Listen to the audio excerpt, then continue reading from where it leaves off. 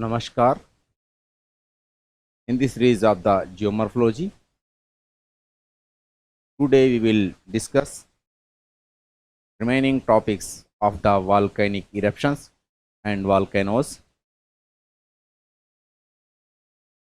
In the last video, we completed introductions of the volcanoes as well as causes of the volcanoes, mechanism of the volcanoes, and related aspects of the volcanoes. Today we will discuss remaining topics of the volcanoes. So this is the second part of the volcanic eruptions. So this is the part 2 of volcanic eruptions, या volcanoes.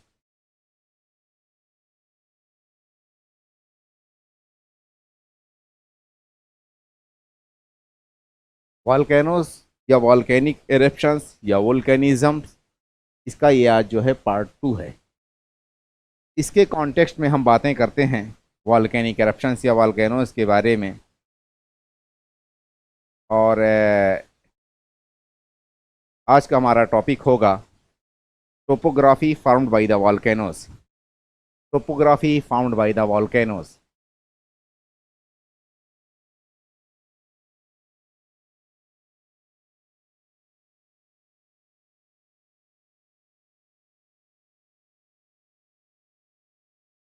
Topography found bye volcanoes.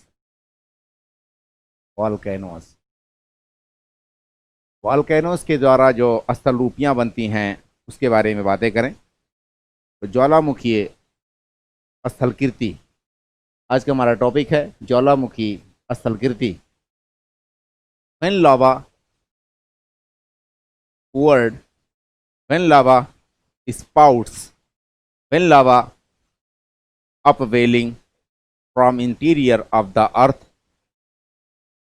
sometimes it deposited inside the earth, sometimes we can observe lava and its substances are deposited over the surface. On that behalf, when lava deposited inside the earth or lava deposited over the surface, जब लावा ज़मीन के अंदर से, ज़मीन के भीतरी हिस्से से या मेंटल वाले पार्ट से निकलता है, वो कभी कभार ज़मीन के बहुत ही भीतर डिपॉजिट हो जाता है और वहीं पे कूलिंग होने लगता है। कभी कभार वही लावा ज़मीन के सरफेस के थोड़ा सा नीचे आकर के डिपॉजिट हो जाता है, कभी कभार वही लावा सरफेस के ऊपर आकर के डिपॉजिट हो जाता है। इसके आधार पे लावा अलग अलग जगहों पे जो डिपॉजिट हो रहा है उसके आधार पे हम वॉल्केनिक जो टोपोग्राफी है या स्थलकृति है उसको दो हिस्सों में डिवाइड कर सकते हैं। तो we can divide the topography found by the volcanoes on the basis of the volcanic lava either deposited inside the earth or deposited over the surface। तो इसके आधार पे हम लावा या तो सरफेस के अंदर जमा होता है या सरफेस के ऊपर जमा होता है। नंबर 1 हो जाएगा हमारा इंट्रूसिव यानी कि अंतर्भेदी, और बहिर्भेदी यानी एक्सट्रूसिव। इंट्रूसिव। नंबर 2 पे हमारा हो जाएगा एक्सट्रूसिव। इंट्रूसिव का मतलब अंतर्भेदीय चट्टान, एक्सट्रूसिव का मतलब कि बहिर्भेदीय चट्टान। When lava coming from interior of the earth it's deposited over the surface, it forms different types of the shapes. These shapes are called extrusive topography of the volcanoes. When lava coming from interior of the earth, it get deposited inside the earth below the surface. It's called intrusive topography of the volcanoes. यानी अंतर्भेदीय बहिर्भेदीय चट्टानें। इसके आधार पे अब हम पहले बातें करते हैं इंट्रूसिव की, उसके बाद हम बातें करेंगे एक्सट्रूसिव की। तो इंट्रूसिव की अगर बात करते हैं, व्हेन राइजिंग मैग्मा या uprising magma deposited inside the earth, sometimes these magmas are deposited inside the earth too much deeper. Sometimes these magmas are deposited below the surface. It's become visible after erosion of the upper layer of the surface. जो अर्थ के अंदर लावा निकलता है, वो लावा जो अर्थ के अंदर निकला कभी कभार बहुत ही ज्यादा भीतर अर्थ के हिस्से में जमा हो जाता है, कभी कभार वो ऊपर निकल करके अर्थ की जो पपड़ी है, सरफेस है जिस पे हम रहते हैं, उसके पास आकर के यहाँ पे डिपॉजिट हो जाता है। और जब सरफेस एक तरह से इरोड हो जाता है तो वो दिखने लगता है। इस तरह से हम कह सकते हैं कि प्लूटोनिक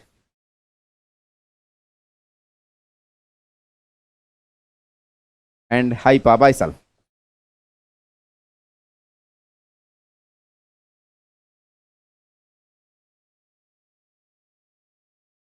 इंट्रूसिव को जो अंतर्भेदीय चट्टान है या ज्वालामुखीय चट्टान है, उसको हमने कहा नंबर 1 पे प्लूटोनिक, नंबर 2 पे हमने कहा हाइपाबाइसल। यहां पे हम लिख सकते हैं कि rising magma deposited cooled and solidified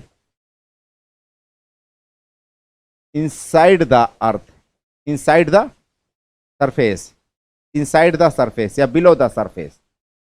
जब मैग्मा सरफेस का मतलब कि अर्थ का वो हिस्सा जिस पे हम रहते बसते हैं उसी को सरफेस कहते हैं। सरफेस के नीचे जब मैग्मा जमा हो जाता है तो उसी को हम कहते हैं इंट्रूसिव। कभी कभार यही मैग्मा सरफेस के जस्ट नीचे आकर के जमा होता है। अगर हम यहाँ पे डायग्राम के थ्रू समझें तो थोड़ा हमारा आसान हो जाएगा। Suppose that this is the lava, this is the magma. ये वाला हमारा हिस्सा मान लेते हैं, ये क्या है? अर्थ है जिस पे हम रहते बसते हैं। ये मान लेते हैं कि अर्थ है जिस पे हम रहते बसते हैं। ये लावा मैग्मा जो नीचे से निकला, कभी कभार यही मैग्मा अर्थ के बहुत ही अंदर यहाँ पे कहीं अगर जमा हो जाए, और ये जो है अर्थ की सरफेस वाला हिस्सा है जहाँ हम रहते बसते हैं, तो जो इनसाइड अर्थ बहुत ज़्यादा डेप्थ में जमा होगा उसी को प्लूटोनिक कहेंगे। कभी कभार मैग्मा ऊपर आकर के जस्ट इसके आजू बाजू में कहीं जमा हो जाता है यहाँ पे, तो उसको हम कहते हैं हाइपाबाइसल। यहाँ पे जमा होने का मतलब ये हिस्सा अगर इरोड हो जाए, ये हिस्सा अगर एक तरह से रिमूव हो जाए, तो ये बियर आंखों से यानी हमारी आंखों से ये दिखने लगेगा, तो इसको हाइपाबाइसल कहते हैं। अब जो प्लूटोनिक है उसके बारे में बात करें। प्लूटोनिक जो होती है, तो प्लूटोनिक चट्टान इसमें हम लिख सकते हैं कि लावा या मैग्मा डिपॉजिटेड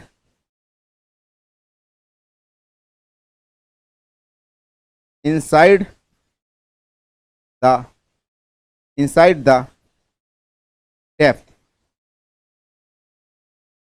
when magma, हाइपाबाइसल क्या होता है?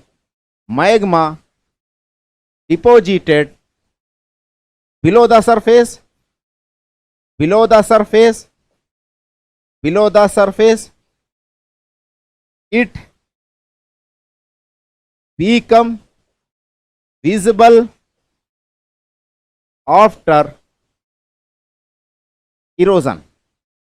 लावा जो नीचे से निकल करके आया, वो कभी कभार जहां से चला ये लावा यहीं आसपास में जमा हो गया काफी ज्यादा डेप्थ में, उसको प्लूटोनिक रॉक कहते हैं। Magma deposited inside the depth, sometimes these magma uprises and deposited just below the surface. ये सरफेस है जिस पे हम रहते बसते हैं, इसी के थोड़ा सा नीचे ही पे ये आकर के जमा हो गया। ये मैग्मा जो आकर के कभी यहां जमा हो गया, या मान लीजिए कभी यहां जमा हो गया, इस तरह से आकर के मैग्मा ये सरफेस के जस्ट नीचे आकर के जमा होता है, इस वाली कंडीशंस को हाइपाबाइसल कहते हैं। These become visible after the erosion of these layers। ये लेयर कभी कभार छील जाती है या रिमूव हो जाए ये हिस्सा इतना, तो ये लावा का हिस्सा दिखने लगेगा, ये वाला हिस्सा दिखने लगेगा, तो इसको हाइपाबाइसल कहते हैं। अब सवाल ये है कि जो प्लूटोनिक रॉक है या प्लूटोनिक वाली, इसकी बेस्ट एग्जांपल्स क्या है? ग्रेनाइट्स है, ग्रेनाइट है। प्लूटोनिक की बेस्ट मिसाल ग्रेनाइट है। जो पेनिनसुला है, सदर्न पेनिनसुला हमारा, वो सारा का सारा जो रेड सॉइल वाला एरिया है, वो सारा का सारा इसी प्लूटोनिक या ग्रेनाइट्स के बना हुआ है।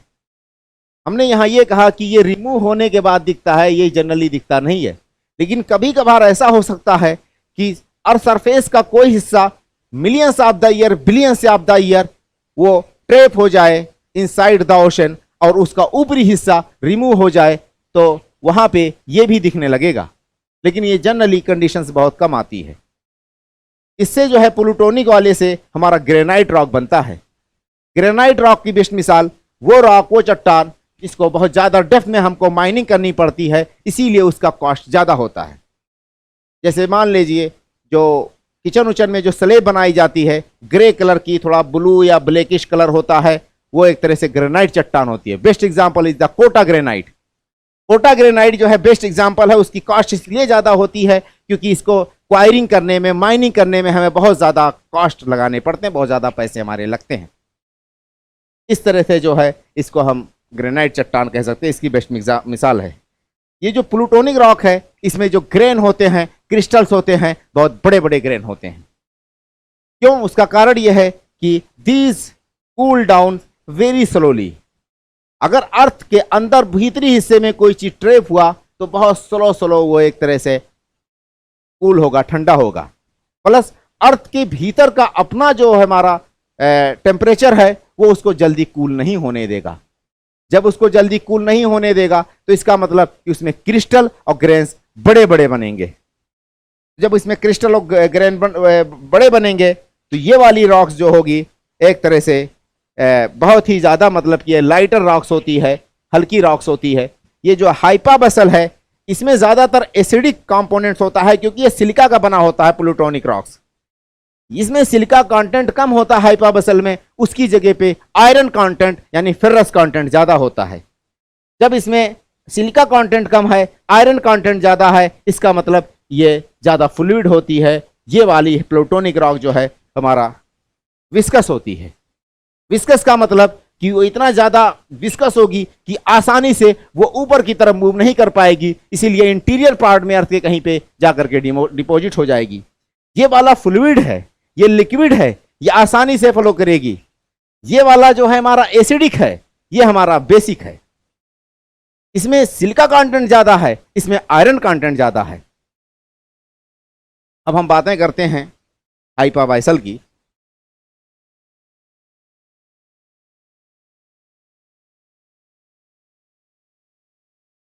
हाइपाबाइसल की अगर हम बातें करें, इसका हमारा ये कंप्लीट हो गया, इसमें फर्दर इंफॉर्मेशन की गुंजाइश नहीं है, बस इतना ही है। अब हम बातें करेंगे नंबर 1 पे हाइपाबाइसल की, नंबर 2 पे एक्सट्रूसिव रॉक की। तो सीक्वेंस वाइज बातें करें हाइपाबाइसल की, कुछ इंफॉर्मेशन इसमें बहुत ज़्यादा ज़रूरी हैं।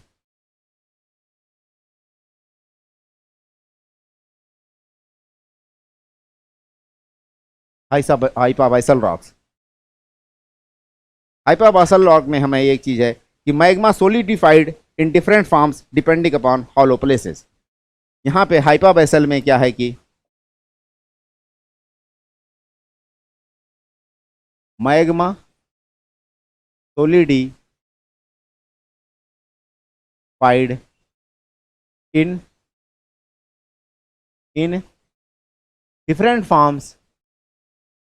different forms depending upon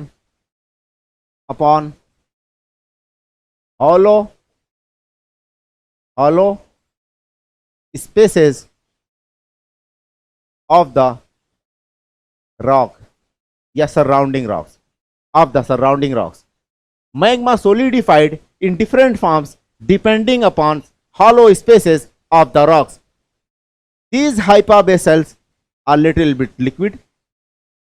यह आसानी से फ्लो हो जाता है. यह हाइपरबेसल अर्थ के अंदर जहां पे जगह पाता है वहीं पे अलग अलग रूप को धारण कर लेता है. जिस तरह से लिक्विड गिलास में हम डालते हैं या वाटर गिलास में डालते हैं तो गिलास के आकार या शेप्स को धारण कर लेता है.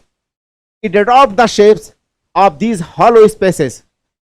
If there is the hollow space look like a domal shapes, magma will forms look like a domes. Sometimes there is the depressions, due to that saucer shape is formed. Sometimes magma is these magma make a tangent to the surface, to the ground. It's make a dike या perpendicular features. तो ये जो है magma जो अंदर इसके निकल करके सर्टेन अच्छी खासे डेप्थ से निकल करके ऊपर की तरफ मूव कर रहा था और सरफेस के भीतर ही कहीं पे स्पेस पा करके अलग अलग रूप और आकार में को धारण कर लेता है. उसी को हाइपरबेसल कहते हैं. These become visible after the erosion. ये जब इरोजन हो जाता है, अपरदन हो जाता है, उसके बाद ये दिखने लगती है rock. These magma are deposited just below the surface. ये मैग्मा सरफेस के थोड़ा सा नीचे ही जमा होता है कि विजिबल के बाद दिखने लगता है. तो ये जो डिफरेंट शेप बनाती है उस शेप के बारे में बातें कर ले. तो नंबर 1 में batholith, laccolith, phacolith, lopolith, sill and dyke से. तो इसमें कौन कौन से शेप बनाते हैं? नंबर 1 पे है जो है बैथोलिथ. बैथोलिथ के बाद जो है लैकोलिथ. हम इसके बारे में अभी बातें करते हैं डायग्राम के साथ. लैकोलिथ के बाद जो है हमारा फैकोलिथ.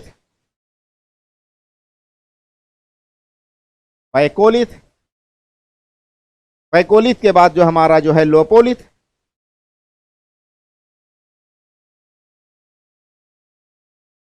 लोपोलिथ के बाद जो हमारा सिल के बाद हमारा शीट के बाद हमारा डाइक्स.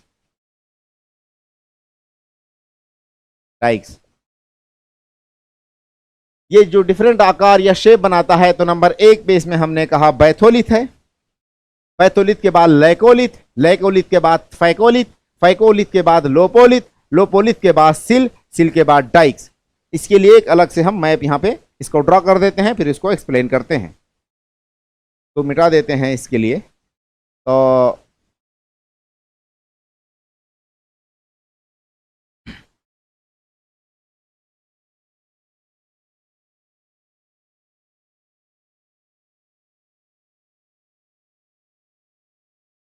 सपोज दैट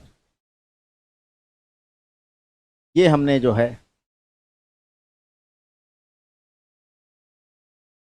एक और ड्रॉ की.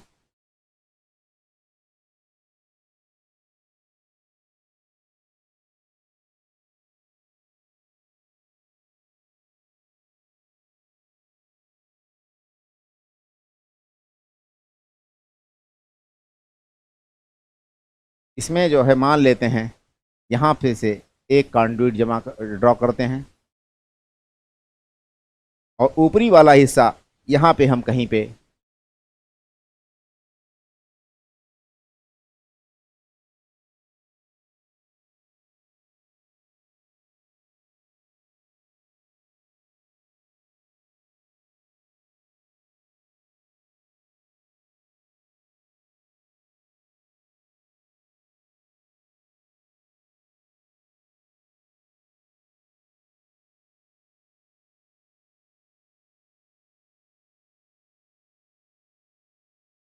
ये वाला जो है ऊपरी वाला हिस्सा ये हमारा सरफेस है. इसको हम यहाँ लिख देते हैं सरफेस. सरफेस का मतलब कि जहाँ पे हम रहते बसते हैं, जहाँ पे हमारा घर बनता है, जहाँ पे पेड़ ओड़ लगाए जाते हैं, जहाँ पे जंगल तालाब नदी नाले होते हैं, दिस इज द सरफेस. ये अर्थ के काफी भीतर जाकर के जनरली ये मैग्मा निकलता है जो एस्थोनोस्फीयर होता है वहां से. एस्थोनोस्फीयर लिथोस्फीयर के नीचे होता है। लिथोस्फीयर 100 किलोमीटर डेप्थ तक फैला हुआ है। उसके नीचे 100 से लेकर के 400 किलोमीटर डेप्थ तक एस्थेनोस्फीयर है। लिथोस्फीयर ओशन वाले एरियाज में 5 किलोमीटर तक डेप्थ तक है कहीं कहीं पे। उसका मतलब ओशन की जो पपड़ी है वो बहुत ही पतली है, लेकिन बहुत ही ज्यादा डेंस है। और एस्थेनोस्फीयर ओशन में जस्ट 5 किलोमीटर के बाद शुरू हो जाता है। और मैग्मा जो है सारा का सारा ये निकलता है एस्थेनोस्फीयर से। इसका मतलब ये हुआ कॉन्टिनेंटल ब्लॉक में कहीं कहीं पे लिथोस्फीयर 200 किलोमीटर डेप्थ तक फैला हुआ है। इसका मतलब यह हुआ कि एस्थेनोस्फीयर कॉन्टिनेंटल ब्लॉक में उस जगह पे 200 किलोमीटर के बाद शुरू होगा गहराई में, और उसके ऊपर क्या है, एस्थेनोस्फीयर रहेगा।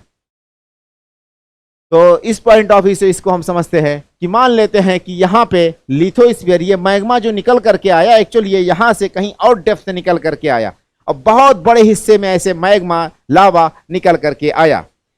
जो बेड होती है जहां पे ये मैग्मा आकर के आकार लेता है, फैल जाता है, उसी को हम बैथोलिथ कहते हैं। इसी को हम बैथोलिथ कहते हैं। ये वाला जो है हमारा हिस्सा बैथोलिथ है। जो लावा या मैग्मा निकला आकर के कहीं बहुत बड़े हिस्से में जमीन पे जैसे नीचे से निकलता है ये मेंटल में एस्थेनोस्फीयर से। बहुत कम प्रोबेबिलिटी होता है कि ये मैग्मा कोर से निकल करके आए, कभी कभार कोर से निकल करके आता है। यानी मेंटल के नीचे हमारा जैसे क्रस्ट है, क्रस्ट नीचे मेंटल के नीचे कोर है। कोर जो है 2900 किलोमीटर डेप्थ से शुरू होता है और अर्थ के सेंटर तक फैला हुआ है। तो कोर वाला मैग्मा भी कभी कभार निकल सकता है, जैसे कि क्रिटेशियस पीरियड में 66 मिलियन साल आज से पहले, जब इंडियन प्लेट साउथ की तरफ से मूव कर रही थी और रीयूनियन आइलैंड के ऊपर इंडियन की प्लेट पहुंची, यानी कि इंडिया का जो टिप ऑफ पेनिनसुला है वो 40 डिग्री साउथ लैटिट्यूड पे था और इंडिया का नदर्न वाला हिस्सा ये 20 डिग्री साउथ लैटिट्यूड पे था। ऐसे कंडीशन में इंडियन ओशन पे जब इंडिया का पेनिनसुला या सदर्न ब्लॉक जो है रीयूनियन आइलैंड्स वगैरह पे कहीं पे पहुंचा था, तो वहां पे एक वॉल्केनिक इरप्शन हुआ था। वो वॉल्केनिक इरप्शन ज्यादा प्रोबेबिलिटी है कि कोर वाले हिस्से से लावा निकल करके आया था, और उसी से भी डेक्कन ट्रेप बना या डेक्कन का फॉर्मेशन हुआ, डेक्कन लावा जिसे हम कहते हैं। लेकिन ज्यादातर ये लावा मेंटल वाले हिस्से में एस्थेनोस्फीयर से निकल करके आता है। ये लावा जैसे ही चलता है आसपास के एरियाज में अगर कहीं पे डिपॉजिट हो जाता है तो बेड रॉक को ही हम बैथोलिथ कहते हैं। तो ये हो गया हमारा बैथोलिथ। अब बैथोलिथ के बारे में हम लिख सकते हैं कि dome shaped steep side wall, large masses of magma, metamorphose surrounding rocks. तो बैथोलिथ के बारे में अगर हम यहां पे लिखते भी चलें, बैथोलिथ, तो बैथोलिथ मतलब डोम शेप्ड स्टीप साइडेड, क्योंकि इधर का हिस्सा जो है एक तरह से स्टीप साइडेड। यहां पे हम लिख सकते हैं डोम शेप्ड। डोम शेप्ड का मतलब कि गुंबद के आकार का होगा। स्टीप साइडेड, स्टीप साइडेड का मतलब कि तीव्र ढाल होगा, इसमें तीव्र ढाल है ये। नेक्स्ट पॉइंट है इसमें हमारा जो है large masses of the magma metamorphose the surrounding rocks. ये इसका हिस्सा तो कम ही था, लेकिन ये आसपास के रॉक को भी बर्न कर करके, मेटामॉर्फोज करके, एक तरह से जला करके, और अपने हिसाब से वो हुई वाली मतलब कि कैरेक्टर उसमें भी डेवलप हो गया। तो इसको हम लिख सकते हैं यहाँ पे large masses of the magma,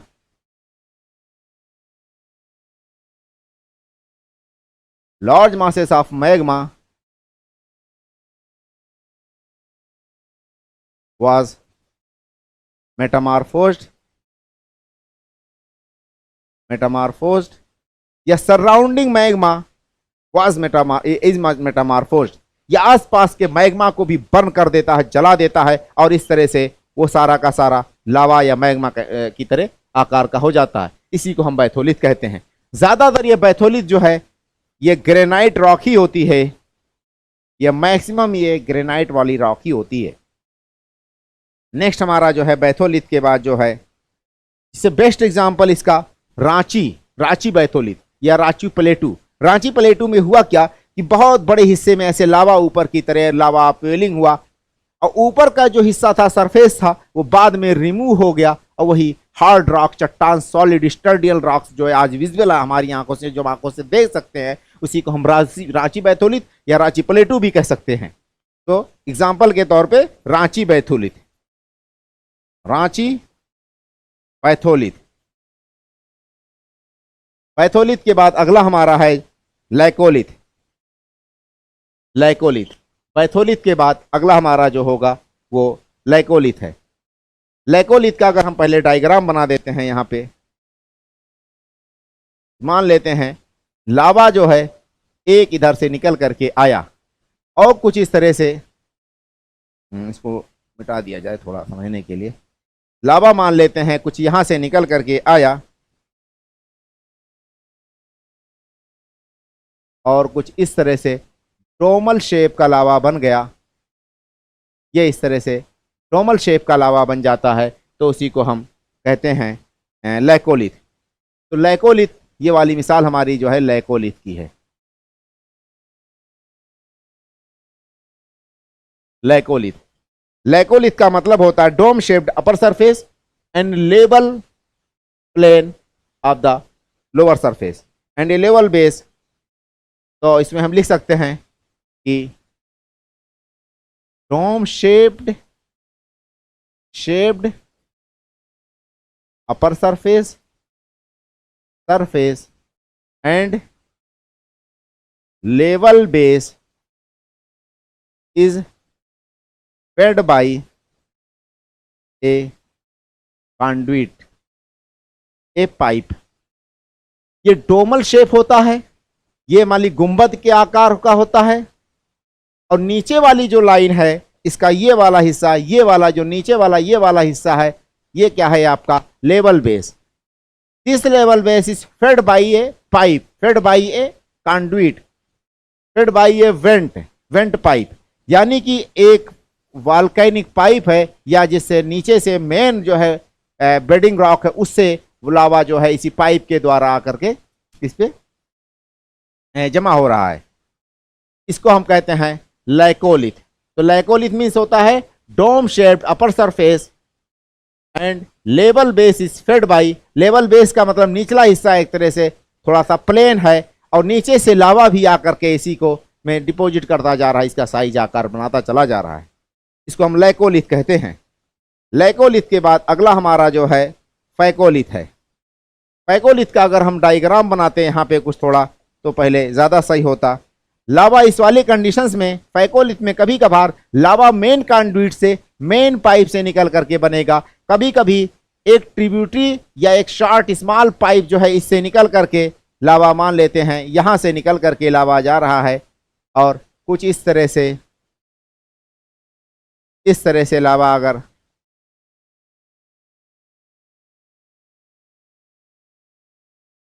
ये वाली जो कंडीशन एंटीक्लाइन एंड सिंक्लाइन या क्रस्ट या ट्रफ वाली जो फीचर्स बनाती है, तो उसी को हम कहते हैं, इस वाली फीचर्स को हम कहते हैं, थोड़ा सा अगर यहां से बनाया जाए तो ज़्यादा सही रहेगा। मान लेते हैं कि ये वाली ऐसे कुछ एंटीक्लाइन एंड सिंक्लाइन वाली फीचर्स अगर बनती है, लावा आकर के डिपॉजिट हुआ, और यही लावा कुछ इस तरह से, क्यों ऐसा बना, क्योंकि अर्थ में जो ये बिचला वाला हिस्सा, यहाँ पे ऐसा कुछ हॉलो था, ऐसा कुछ स्पेस था, ऐसा कुछ शाफ्ट था। शाफ्ट मतलब ऐसा कुछ हो, स्पेस ऐसा कुछ हो, तो उसके कारण यही लावा आकर के कुछ इस तरह से, मान लेते हैं आकर के ये एंटीक्लाइन एंड सिंक्लाइन, तो इसको हम कहते हैं फैकोलिथ। फैकोलिथ का मतलब होता है lens shaped mass occupying crest and trough. This is the phacolith.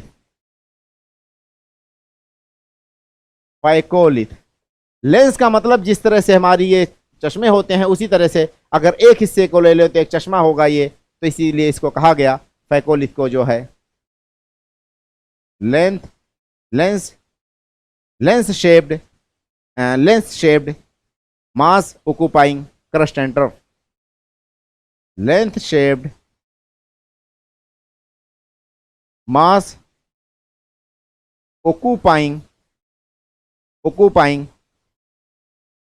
crest and trough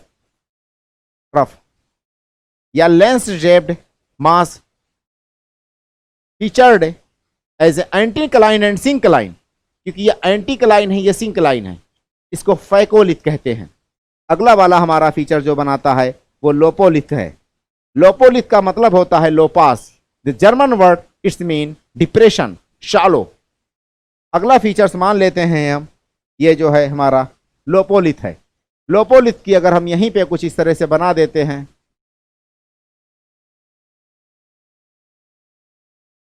कभी कभार यहां से फेड होता है लावा, मेन उससे एक अलग से पाइप बन जाती है, जनरेट हो जाती है, और कभी कभी यही लावा इसी वाले हिस्से से आकर के जमा हो जाता है, तो उसको हम कहते हैं lopolith. Lopolith, this is the lopolith. Lopolith, lopolith का मतलब क्या होता है? Lopas. Lopas is German word, it's mean depression, it's mean depression, shallow surface, shallow basins. तो इसको हम कहते हैं lopolith. It's formed, it's look like saucer shape, it's look like a saucer shape या basin shape या saucer shape. जिस तरह से तश्तरी या कटोरी होती है, इस तरह से ये bowl shape, bowl shape feature, उसको हम लोपोलिथ कहते हैं। बाउल शेप फीचर या हम कह सकते हैं शैलो बेसिन फीचर। सील एक बनाता है, कभी कभार लावा यही आकर के इस तरह से कुछ डिपॉजिट हो जाए, मान लेते हैं लावा आकर के यहाँ इस वाले इससे कुछ इस तरह से डिपॉजिट हो जाए, तो उसी को सील कहते हैं। Lava is deposited in such a manner it is split horizontally parallel to the bedding plane, parallel to the bedding plane, parallel to the bedding plane. Lava deposited horizontally parallel to the bedding plane, it's form a sill. When lava deposited horizontally parallel to the bedding plane but very thin lamina, it's formed very thin laminae, it's called sheet.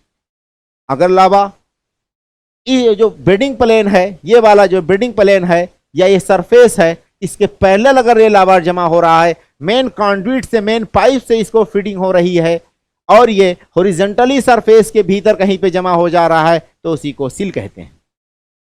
अगर यही लावा horizontally जमा हो जाए लेकिन उसका बहुत ही thin लमीना हो, thin बहुत ही पतली, मतलब कि एक तरह से चादर जमा हो, तो उसको कहा जाएगा शीट। ये सिल मोटा होता है और शीट क्या पतली होती है, तो उसी को शीट कहते हैं, SHEET शीट। तो इसमें हम सिल में लिख सकते हैं parallel to the bedding planes of sedimentary rocks. These are the क्या है? पैरेलल टू द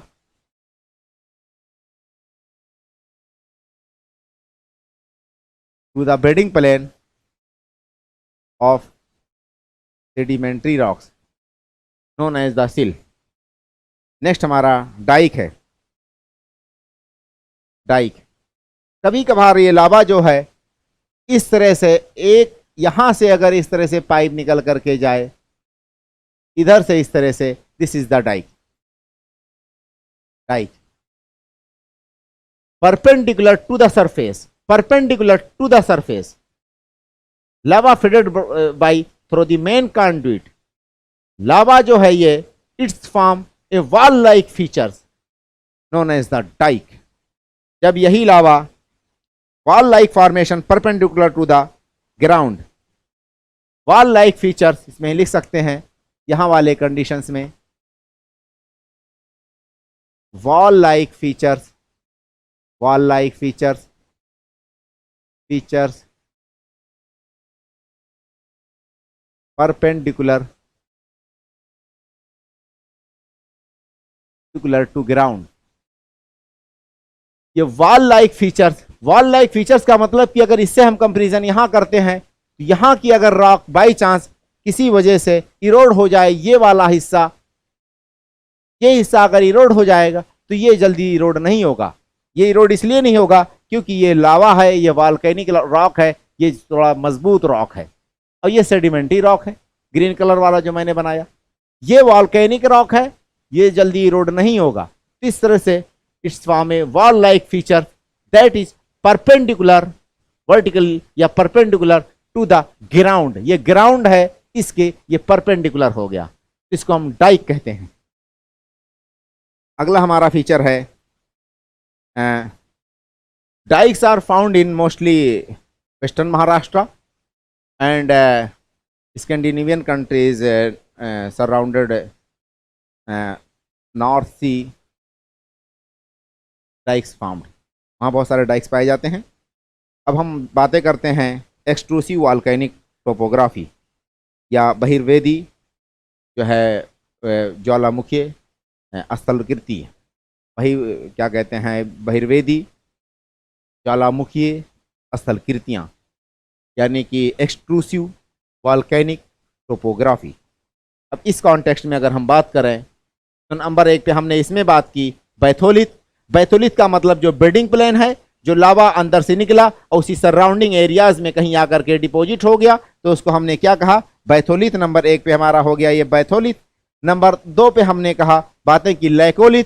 लैकोलिथ का मतलब कि dome shaped upper surface and level base plane, lower surface is level and plane and fed by a conduit from the bedding planes of the lava.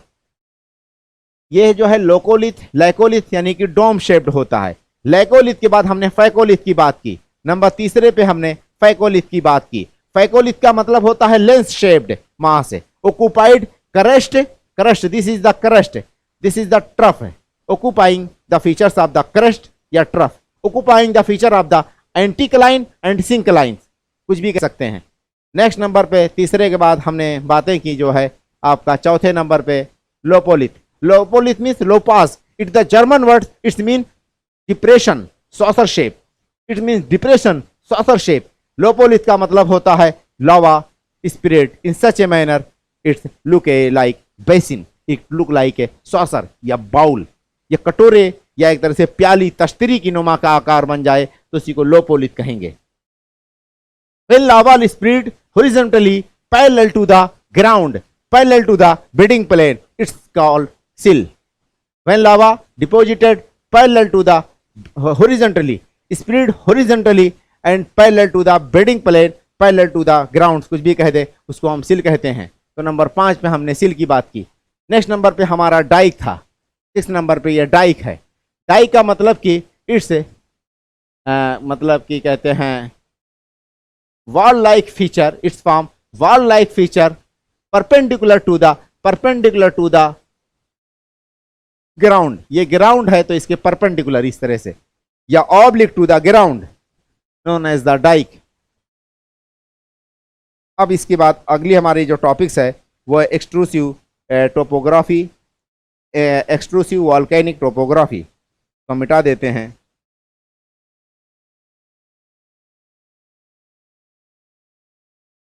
Extrusive volcanic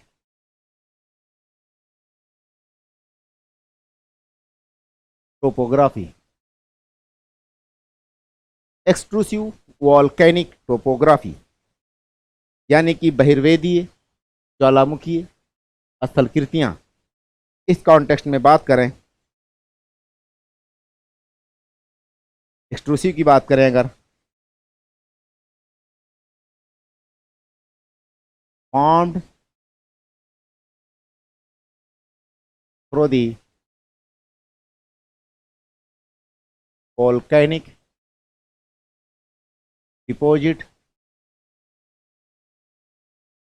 over the surface, over the surface. Volcanic eruption जब होता है, लावा आकर के surface के ऊपर अलग अलग रूप, अलग अलग आकार में जमा हो जाए, अलग अलग फीचर्स बनाए, तो उसी को एक्सट्रूसिव वॉल्केनिक टोपोग्राफी कहा जाएगा। ये 2 तरह का होता है, एक होता है फिशर इरप्शन, एक होता है हमारा जो है central eruption. It can be further divided as well as the it's can be further divided, it's can be further divided. Number 1 पे जो है fissure eruption, fissure type eruption, next जो है हमारा central eruption. Central eruption, central eruption जो fissure eruption होता है, ये narrow linear volcanic vent through which lava erupts without any sound. Narrow, इसकी अगर हम बात करें फिशर इरप्शन, ये क्या है? Narrow linear went, went, went means mouth, went means mouth, volcanic mouth या वॉल्केनोस का जो माउथ होता है उसी को वेंट कहते हैं। नैरो लीनियर वेंट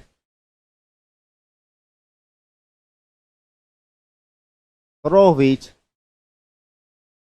लावा spread extensively,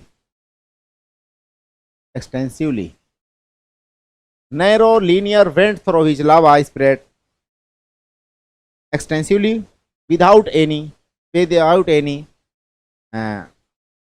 without any violence, without any explosion, हाँ, without any explosion, without any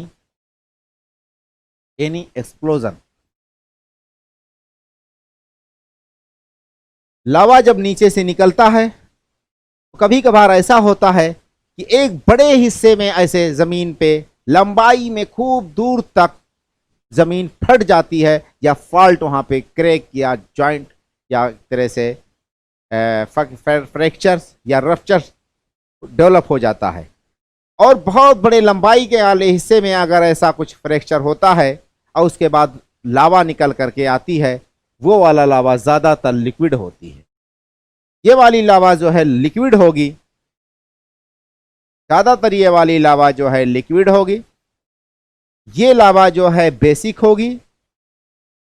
ये लावा बहुत ज्यादा फ्लूइड होगी, आसपास के हिस्से में दूर तक ऐसे फैल जाएगी।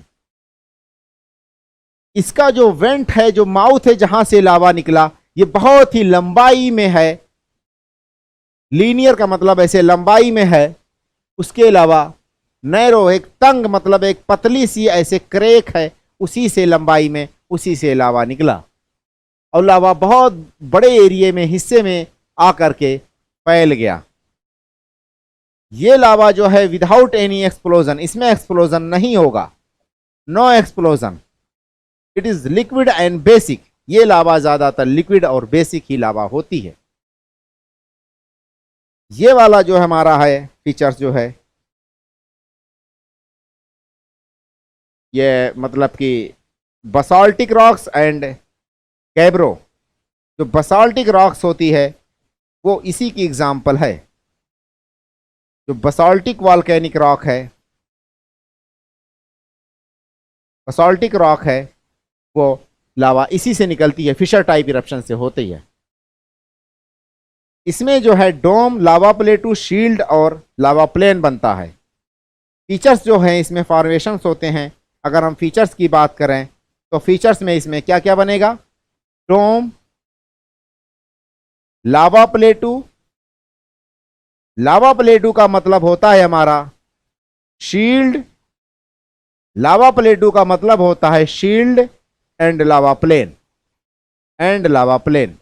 अभी हम बातें करेंगे शील्ड वगैरह के बारे में या लावा प्लेटू के बारे में बातें करेंगे। ये फीचर्स हो गई हमारा जो है। नेक्स्ट टाइप हमारा जो है सेंट्रल इरप्शन है या कॉनिकल वेंट, एक्सप्लोजन टाइप होता है। Narrow cylindrical vent through which magma flow with क्या कहते हैं फ्लो आउट वायलेंटली। इस वाली कंडीशंस में हमारा होगा नैरो, नैरो ये सेंट्रल इरप्शन है, narrow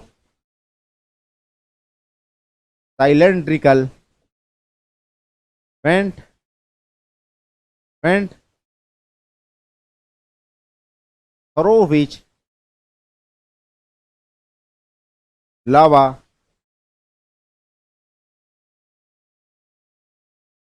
eruption is taken place with explosion with explosion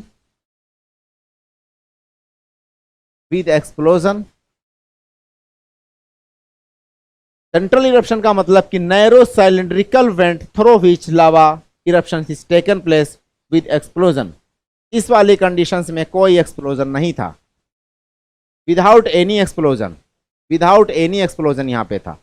लेकिन यहां पे भी फिशर वाले इरप्शंस में भी एक्सप्लोजन हो सकता है जब उसमें गैस या लिक्विड या वाटर ट्रैप हो। जो वेंट है, जो पाइप है जहां से लावा निकलना है, उसमें अगर ऊपरी हिस्से में कहीं पे गैस ट्रैप हो, कहीं पे लिक्विड ट्रैप हो और उसके बाद नीचे से लावा उसको पुश करके निकलेगी, तो वहां पे भी साउंड होगा, एक्सप्लोजन होगा। तो इस तरह से इसमें भी साउंड सर्टेन कंडीशंस में होगा। जनरली ये क्वाइट काम रहता है, इसमें साउंड नहीं होता। इसमें एक्सप्लोजन होता रहता है आमतौर से।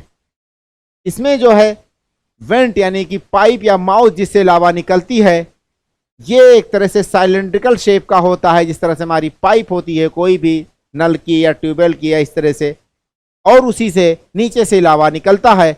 ये जो वेंट होता है, जो माउथ होता है, उसी के चारों तरफ लावा डिपॉजिट हो जाता है और कोनिकल शेप बनाता है। तो इस तरह से हम कह सकते हैं कोनिकल वेंट। इसमें हम कह सकते हैं क्या बनाता है ये, this is the conical went. Conical went होता है, कोनिकल वेंट्स।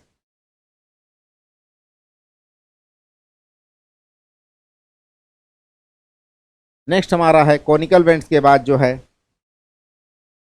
सेंट्रल इरप्शंस वाले को हम फर्दर दो हिस्सों में डिवाइड कर सकते हैं, एक एलिवेटेड फॉर्म, एक डिप्रेस्ड फॉर्म। इस वाले को फर्दर डिवाइड किया जा सकता है। एक हमारा जो है एलिवेटेड फॉर्म बनता है, फीचर्स बनता है, एक हमारा डिप्रेस्ड फॉर्म बनता है, डिप्रेस्ड फॉर्म बनता है। एलिवेटेड फॉर्म का मतलब ये कोनिकल वेंट वाला, यानी कि लावा निकला और ऊपर ऐसे लेयर बाय लेयर जमा होता चला गया और एक शंकु या कोन आकार का, इस तरह से कोन के आकार का बनाता है। इसी को एलिवेटेड फॉर्म्स कहते हैं। कभी कभार लावा निकलता है, लावा निकलने के बाद इतने बड़े हिस्से का लावा एकाएक निकल जाता है कि उसमें डिप्रेशन क्रिएट हो जाता है। डिप्रेशन का मतलब उसमें एक तरह से बहुत बड़ा हिस्से का लावा, उसका माउथ इतने बड़े हिस्से में फैल जाता है कि वो निकल करके बहुत ज़्यादा ऊंचाई तक चला जाता है, इतना तेज एक्सप्लोशन होता है।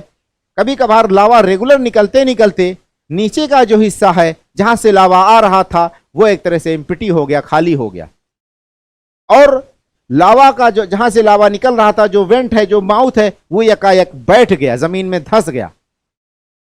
जमीन की तरफ अगर वो धंस जाएगा तो उसमें डिप्रेशन या हॉलो इस तरह से क्रिएट हो जाएगा।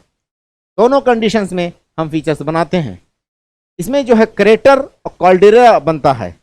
डिप्रेशन की बेस्ट मिसाल हमारी जो है क्रेटर एंड कॉल्डेरास, कॉल्डेरास बनते हैं। जो एलिवेटेड फॉर्म्स हैं, इसमें हमारा बेस्ट मिसाल जो है कोनिकल वॉल्केनिक कोन्स बनते हैं। इसकी बेस्ट मिसाल एलिवेटेड फॉर्म्स की हमारी जो है वॉल्केनिक कोन है, वॉल्केनिक कोन्स हैं। कभी कभार लावा, ये ज्यादातर जो है बेस एसिडिक लावा होता है। ये जो सेंट्रल इरप्शंस होता है, विस्कस लावा होता है, ये अपने वेंट के चारों तरफ फैल जाएगा। Lava is too much viscous, it can not spread extensively, it deposited generally around the vent. It forms conical shapes. Layer by layers of the depositions around these vents, around these pipes, form conical shapes. The central eruptions in general release, in general ejected acidic lava. It ejected basic lava. It ejected acidic lava. Lava is too much viscous. Lava is fluid, liquid. इसीलिए ये जो है went बनाता है, ये peak बनाएगा। ये वाला हिस्सा जो है हमारा प्लेन बनाएगा, ये शील्ड बनाएगा, ये वाला शील्ड बनाएगा, ये वाला प्लेटू बनाएगा। कभी कभार डोमल शेप भी बनता है। अगर लावा इसके और इसके बीच में एक लिमिट तक विस्कस है तो डोमल शेप भी बना सकता है। इतने सारे आकार लावा के इसके बनते हैं। अब इसके बारे में हम बातें करते हैं। तो नंबर 1 पे हम स्टार्ट करते हैं। यह फिशर इरप्शन टाइप वाला जो था, जो आकार बनता है। उसके बाद फिर हम एलिवेटेड फॉर्म्स वाले के बारे में बात करेंगे। उसके बाद जो हम डिप्रेस्ड फॉर्म वाले बातें करेंगे। तो नंबर 1 पे हमारा जो है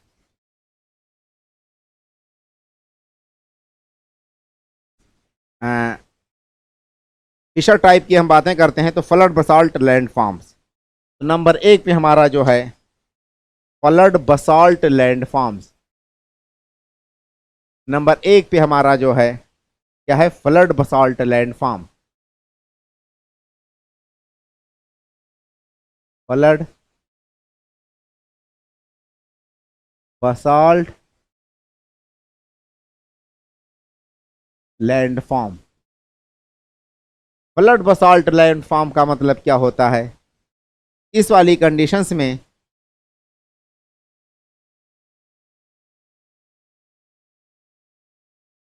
फ्लोज वास्ट एरियाज, यहां पे हम लिख सकते हैं फ्लड बसाल्ट लैंड फॉर्म वाली कंडीशन में मैग्मा या lava, lava flows large areas, vast areas deposited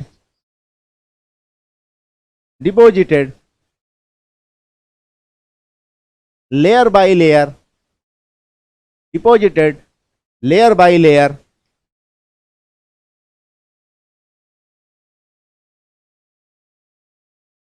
and produce undulating flat surface and produce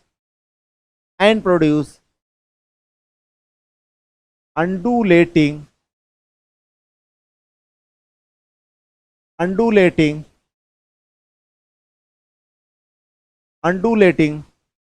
flat surface।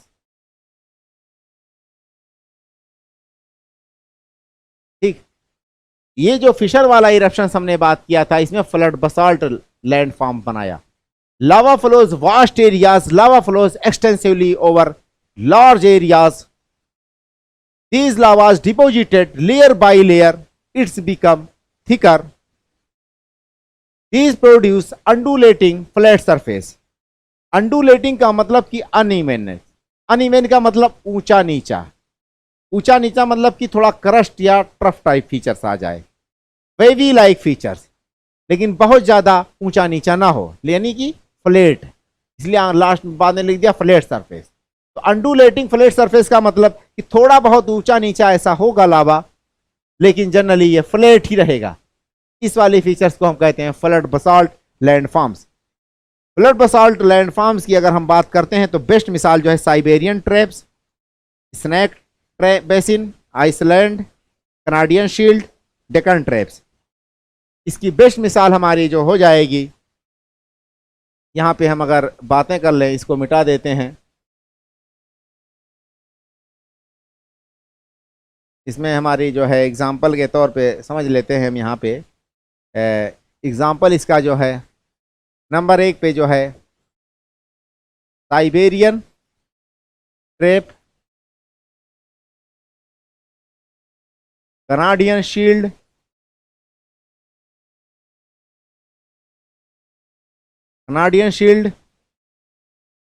Colombia plateau, snake plateau, Columbia plateau का ही हिस्सा है, मतलब कि snake plateau Canada and US में। Snake plateau, Parana plateau, Brazilian plateau, Parana plateau, Parana plateau या Brazilian प्लेटू, यूरुग्वाय प्लेटू। ये प्राना और ब्राजील, मतलब ब्राजील यूरुग्वाय जो कंट्री है वहाँ पे एक रिवर फ्लो करती है प्राना, उसी के नाम पे इस प्लेटू का नाम भी है, प्राना प्लेटू, ब्राजीलियन प्लेटू।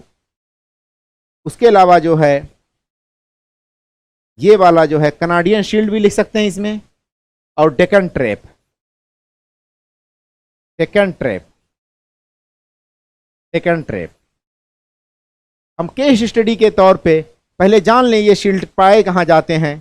तो इसमें हमको जानने में ज़रूरत क्या है, ये साइबेरियन ट्रैप्स, ये जो साइबेरिया है ये पूरा का पूरा एक तरह से अच्छा खासा हिस्सा, वहाँ पे भी लावा इरप्शंस हुआ था और ये साइबेरियन ट्रैप बना। ये कनाडियन शील्ड जो है उनगावा पेनिनसुला, नॉर्थ ईस्टर्न पार्ट जो कनाडा का है वो इसी शील्ड्स का बना हुआ है। कोलंबिया प्लेटू यानी कि कनाडा और यूएसए का जो बॉर्डर है वहाँ पे स्नैक रिवर है, कोलंबिया वगैरह, वो वाला हिस्सा, ब्रिटिश कोलंबिया जो एक स्टेट है वो वाला हिस्सा। वानकोवर भी पाया जाता है, वो मतलब वहीं पे एक छोटा सा आइलैंड या सिटी है जहाँ पे कोमागोतामारू शिप को 1913 वगैरह में जो इसमें फ्रीडम फाइटर्स शहीद हुए थे रिटर्न कर दिया गया था, वही वाला हिस्सा है। स्नैक प्लेटू यही कोलंबिया प्लेटू का हिस्सा है। Parana प्लेटू and Brazil प्लेटू, eastern African प्लेटू and Deccan trap. अब हम डेक्कन ट्रैप्स को एज ए केस स्टडी बस जस्ट 2 मिनट में डिस्कस कर लेते हैं।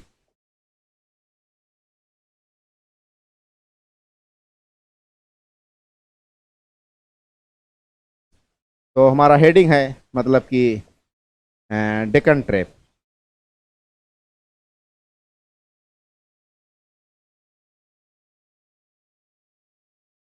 डेक्कन ट्रैप की बात अगर हम करें तो Cretaceous period, during the end of Cretaceous period,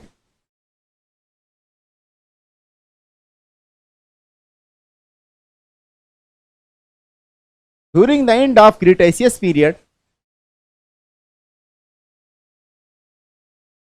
when dinosaur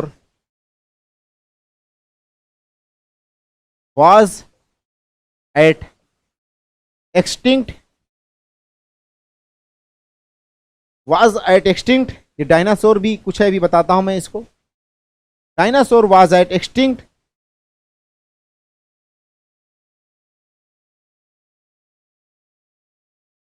Indian peninsula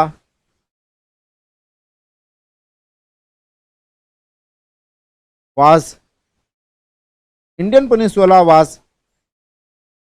located or situated in between 20 south to 40 south latitudes। ये बात कब की है? इन 65 या 66 मिलियन ईयर्स बिफोर प्रेजेंट, आज से 65 साल या 66 साल मिलियन साल पहले, 65 या 66 मिलियन बीपी बिफोर प्रेजेंट, आज से 65 या 66 मिलियन साल पहले की बात है। ठीक है,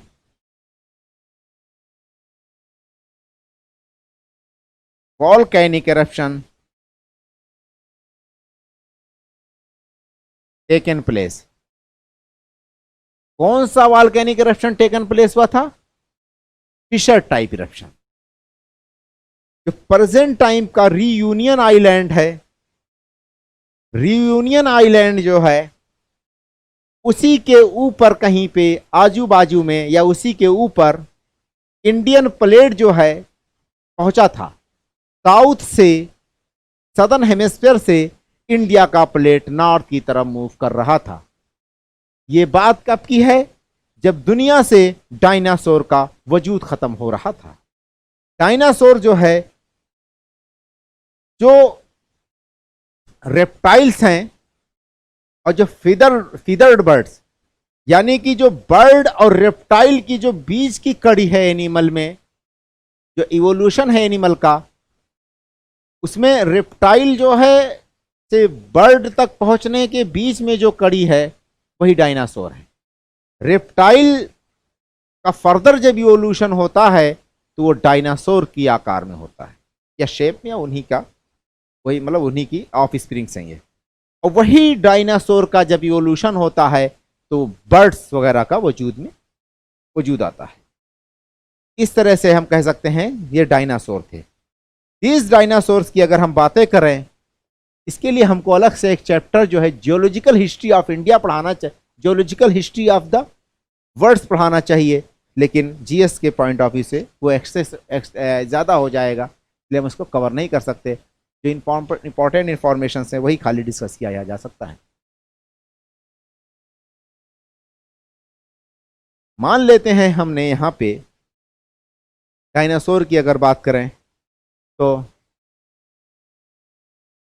ट्रियासिक,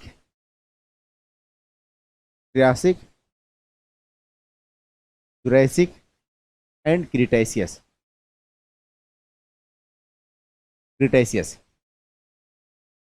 ट्रियासिक, जुरैसिक, क्रीटेशियस, ये जो ट्रियासिक पीरियड है इसी में जो है डायनासोर का जो है इवोल्यूशन होता है। जुरैसिक पीरियड में डायनासोर इतना ज्यादा होते हैं, सबसे ज्यादा तमाम एनिमल्स में डायनासोर होते हैं, इसलिए यहां तक आ गया ग्राफ। यहां पे इवोल्यूशन हो रहा है। इवोल्यूशन के बाद डायनासोर इतना ज्यादा, मतलब कि पूरे अर्थ पे ये डायनासोर ही, ये मान लेते हैं बेस है 0 डिग्री। अब डायनासोर का इतना इवोल्यूशन हुआ कि पूरे अर्थ पे सबसे ज्यादा एनिमल्स में डायनासोर पाए जाने लगे। कब की बात है ये? जुरैसिक पीरियड की बात है। बाद में क्रीटेशियस पीरियड जब आया तो यही डायनासोर एक्सटिंक्ट होने लगे, यानी this is the verge of extinct of dinosaur. तो डायनासोर उसी टाइम एक्सटिंक्ट हुआ। कब? क्रीटेशियस पीरियड में। ये क्रीटेशियस पीरियड की हम बातें कर रहे हैं जब इंडियन प्लेट, इंडो ऑस्ट्रेलिया का हिस्सा है इंडियन प्लेट, इंडियन पेनिनसुला, ये जो है साउथ में कहीं पे था, 40 डिग्री साउथ लैटिट्यूड से लेकर के 20 डिग्री तक ये फैला हुआ था, इसी बीच में कहीं पे था। और ये साउथ से जब नॉर्थ की तरफ मूव कर रहा था या इक्वेटर वार्ड मूव कर रहा था, ये रीयूनियन आइलैंड के ऊपर जब पहुंचा तो वहां पे वॉल्केनिक एरप्शंस हुआ। जब वॉल्केनिक एरप्शंस हुआ तो जमीन ऐसे बहुत बड़े हिस्से में लंबाई में फट गई और लावा बहुत बड़े हिस्से में ऐसे फैलता चला गया। ये जो लावा बहुत बड़े हिस्से में फैला, ये बात कब की है? 65 या 66 मिलियन ईयर से बिफोर प्रेजेंट। ये जो लावा इरप्शंस हुआ, ये एक तरह से फिशर टाइप इरप्शंस था। एग्जाम्पल के तौर पे आज भी जो जियोलॉजिस्ट हैं वो ये मिसाल देते हैं कि जो रीयूनियन का जो कंडुइट है, जो पाइप है, उसका सोर्स जो इंडियन लावा है, उन दोनों का पाइप या सोर्स एक तरह से सिंगल जॉइंट था। एक तो ये लॉजिक दी जाती है। दूसरा लॉजिक ये दिया जाता है, इंडिया के अगर हम साउथ में ले जाएं, ये मान लेते हैं इंडिया है, इंडिया का टिप ऑफ पेनिनसुला है, जहां पे चागोस एंड मालदीव एंड क्या कहते हैं, मालदीव, चागोस वगैरह का जो आइलैंड्स है, ये सारा का सारा एक तरह से रिज है। ये रिज एक तरह से एक्सटेंशन है किसका? इंडिया का। जो यहाँ पे रिफ्ट वैली, यहाँ पे इंडिया में जो फिशर इरप्शन हुआ था, इसी का ये एक्सटेंशन है। एक लॉजिक ये भी दी जाती है कि ये जो चागोस, मालदीव और इंडिया का जो अपना आइलैंड सारा इस साइड वाला है, सारा का सारा, जैसे इधर अंडमान निकोबार है तो इधर वो वाला जो है, ये दोनों का दोनों एक तरह से एक्सटेंशन है। ये इसी वाले वॉल्केनिक एरप्शंस का ये एक्सटेंशन हिस्सा है।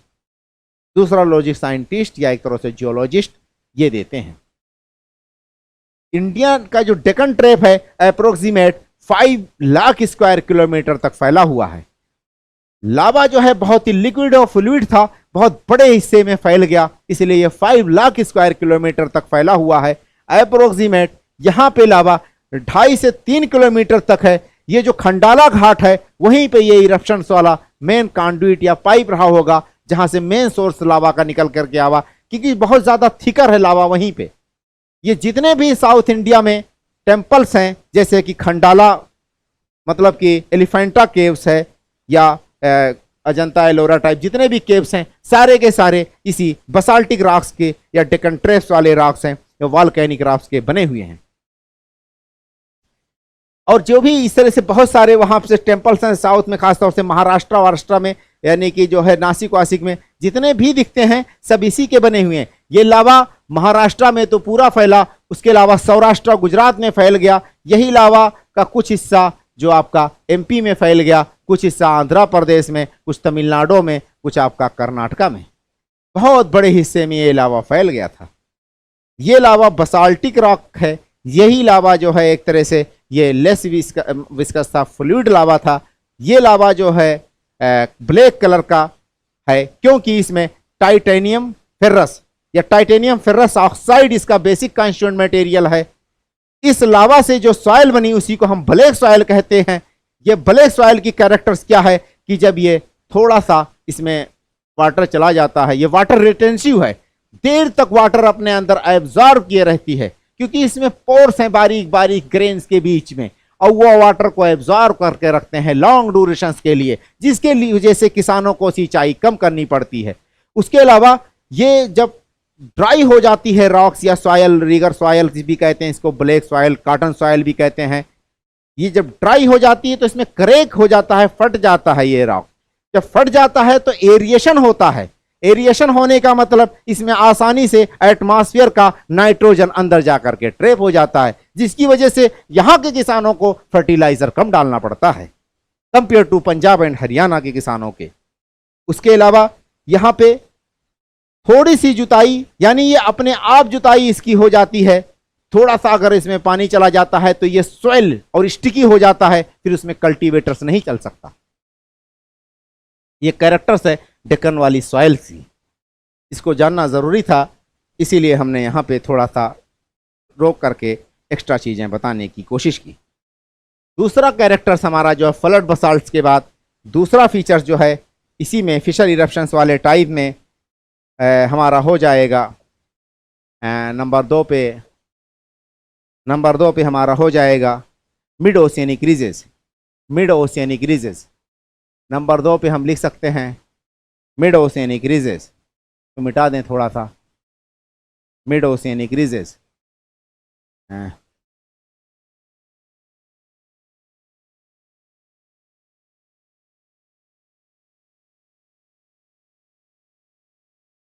जो मिड ओशियनिक रीजेस हैं इसके बारे में हमने सी फ्लोर स्प्रेडिंग में, प्लेट टेक्टोनिक थियरी में सब जगह पढ़ ली।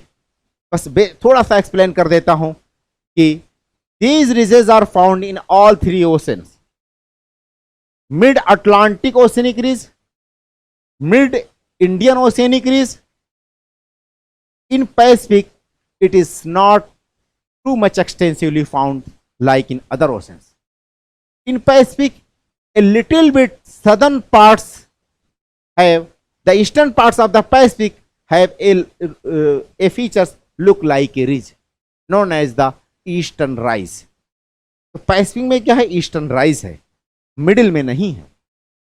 ये वाला हिस्सा क्या है कि सी फ्लोर स्प्रेडिंग थ्योरी में पढ़ा था कि लावा अपोजिट प्लेट जो है अपोजिट डायरेक्शंस में जब मूव करता है और लावा नीचे से आप वेलिंग हो रहा है, नीचे से आकर के ऊपर जमा होता है, तो एक ऐसे लंबाई में एक रिज लाइक, एक पहाड़ लाइक फीचर्स बनाता है, उसी को मिड ओशियनिक रिज कहते हैं। तो इसकी दूसरी फीचर्स ये हो गई।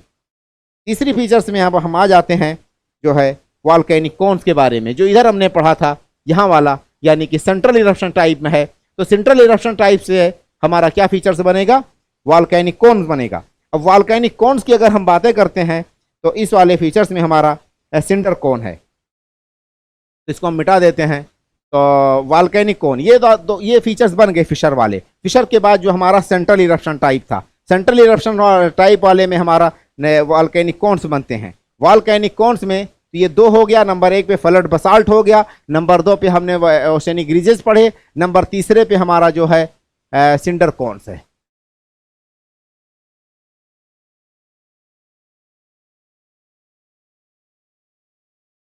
सिंडर कोन, ये सिंडर कोन जो है इसके बारे में हम थोड़ा सा पढ़ लेते हैं।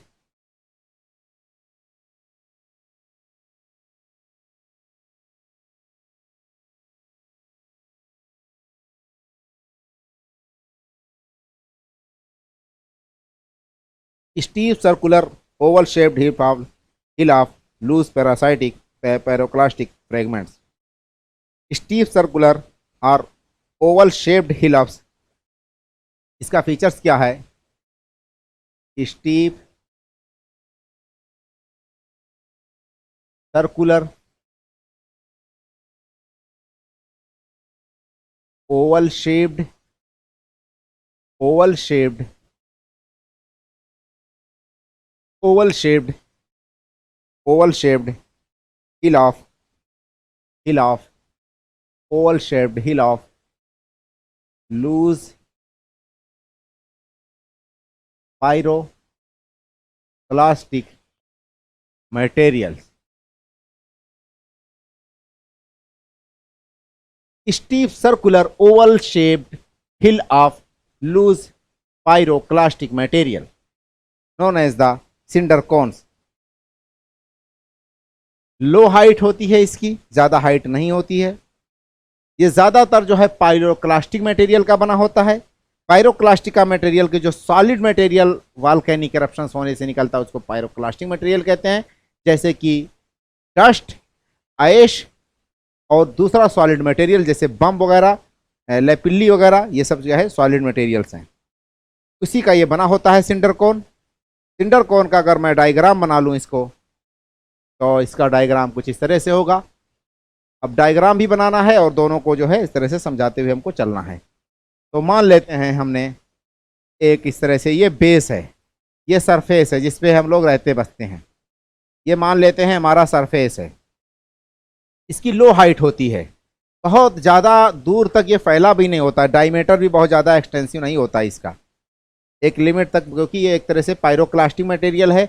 जहाँ पे आया उसी के आजू बाजू में वेंट्स के ये जमा हो जाता है। सपोज दैट हम ले लेते हैं ये जो है वॉल्केनिक वेंट्स है, ऊपर जाकर थोड़ा पतला हो जाता है। यही वॉल्केनिक वेंट से लावा निकलता रहता है, आकर के ऐसे जमा हो जाता है। कुछ लावा इधर आकर के जमा हो जाएगा, यही लावा ऐसे आकर के जमा होता रहता है।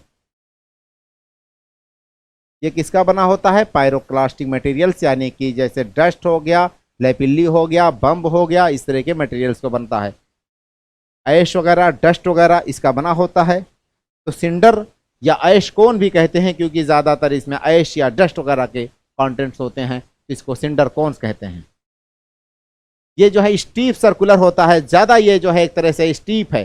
सर्कुलर का मतलब कोई भी कोन सर्कुलर ही होगा, क्योंकि जो लावा निकलेगा, मैग्मा निकलेगा या पायरोक्लास्ट निकलेगा, तो चारों तरफ उसके जमा होकर के चारों तरफ इस तरह कोन जो है चारों तरफ इस तरह बनाएगा, तो ये सर्कुलर रहेगा।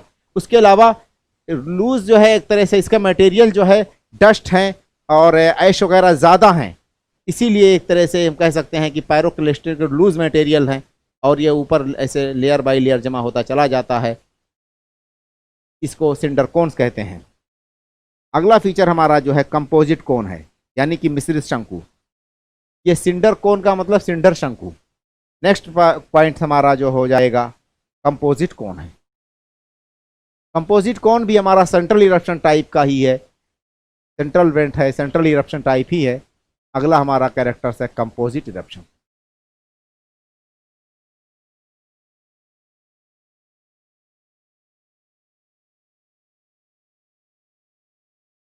जो कंपोजिट इरप्शंस है, अगर हम इसकी बारे में बातें कर लें तो कंपोजिट इरप्शंस में क्या है कि highest of all volcanic cones, तो नंबर 1 पे ये वाला कंडीशंस क्या होता है कि highest of all volcanic cones. Volcanic cone सबसे ज़्यादा हाईएस्ट अगर कोई होता है तो कंपोजिट इरप्शंस वाला ही होता है, कंपोजिट इरप्शंस या कंपोजिट कोन होता है। ये जो पाइप है ये बहुत ज़्यादा ऊंचाई तक एक तरह से जा कर के लावा निकलता है और ये आकर के ऐसे जमा होता रहता है चारों तरफ इसके, तो बहुत ज़्यादा हाईएस्ट कोन बनाता है, या तो ज़्यादा ऊंचाई वाला कोन इसी से बनता है। Layered structure with a alternate pyroclast and lava. Next quality इसकी होती है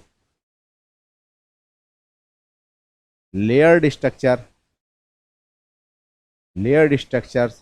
ऑफ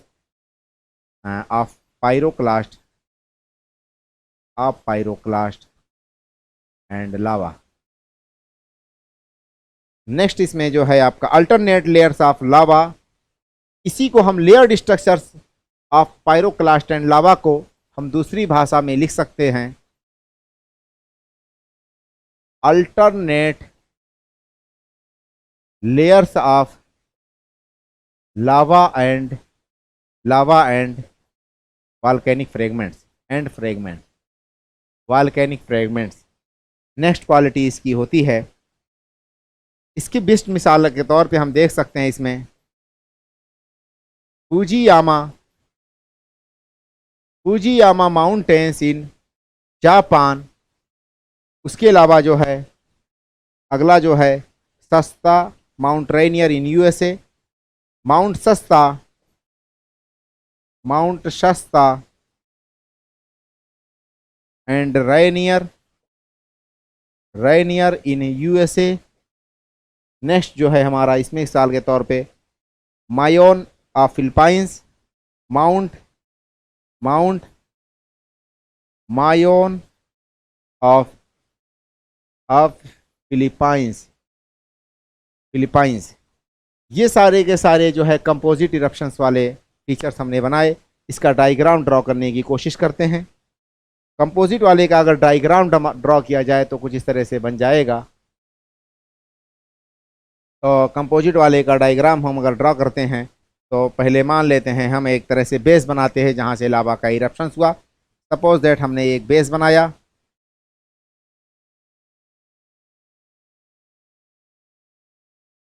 इसको हम काट देते हैं ताकि ये पता चल जाए कि एक तरह से ये बेस है।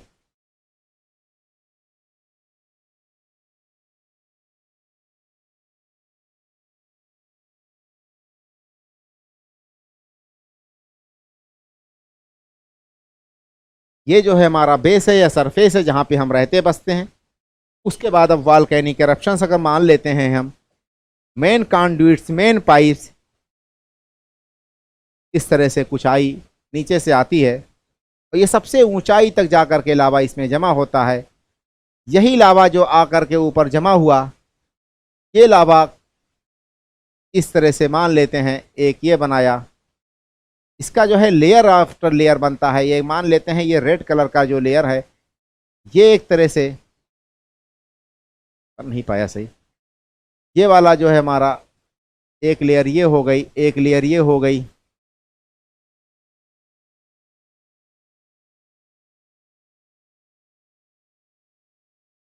दो कंडीशंस हमने बनाई।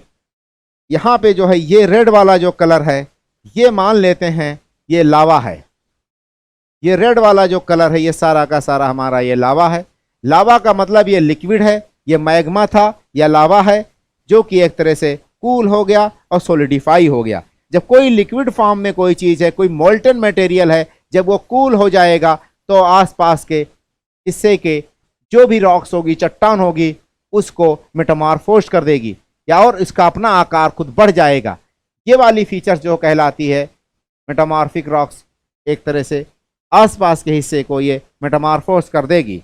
ये वाली पूरी की पूरी फीचर्स जो है हमारी लावा है। ये लिक्विड और मोल्टन मटेरियल है, लेयर बाय लेयर निकलती है। उसके बाद इसी में दूसरा फीचर्स निकलता है। सपोज दैट इसको ग्रीन से मैंने ड्रॉ किया, ये सारे के सारे जो ये बीच में है ये पायरोक्लास्ट है। ये पायरोक्लास्ट का मतलब इसमें होता क्या है कि ये ashes, dust, lapilli, bomb and different type of the volcanic fragments.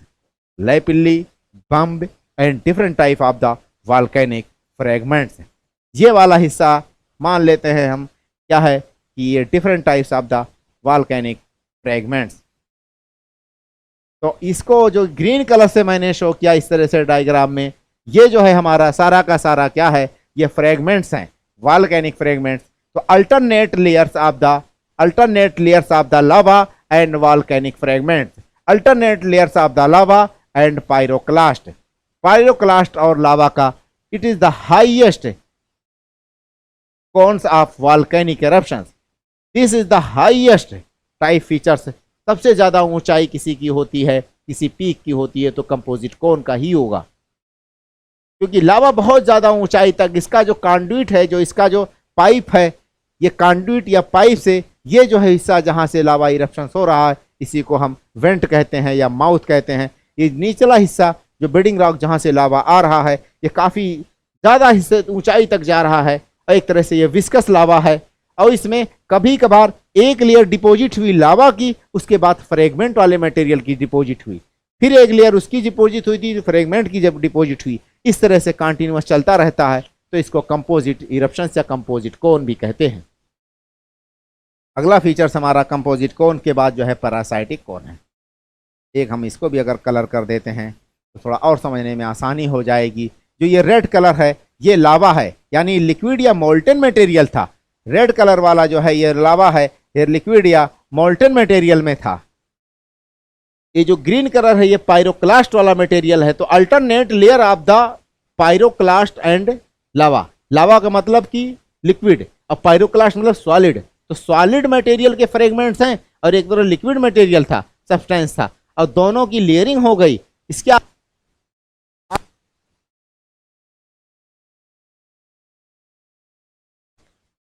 आप लोग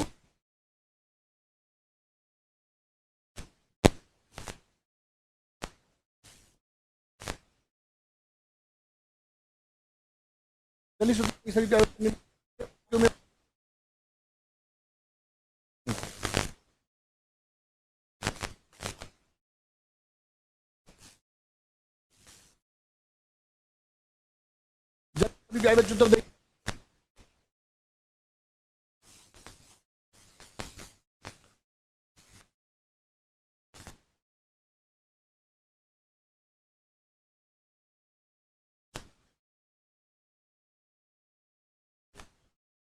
है। कोमल जी का उत्तर आ रहा है, पीटी सेन जी का ये उत्तर है। सर ये क्वेश्चन समझ नहीं आया। प्रियंका यादव जी, बच्चे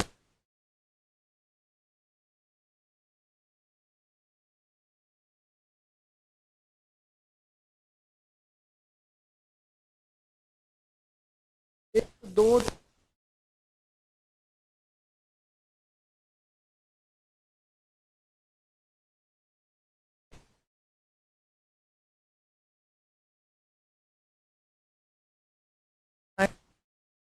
तो कैसे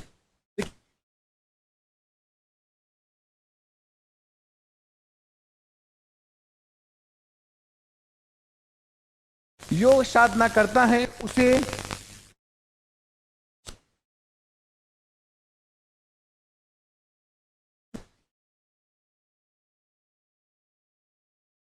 मिला। आपको समझ में आ गया? कमेंट करें प्रियंका जी, अगर सब्सक्राइब कर दें। बताएं आप निम्नलिखित 6 वाक्यों में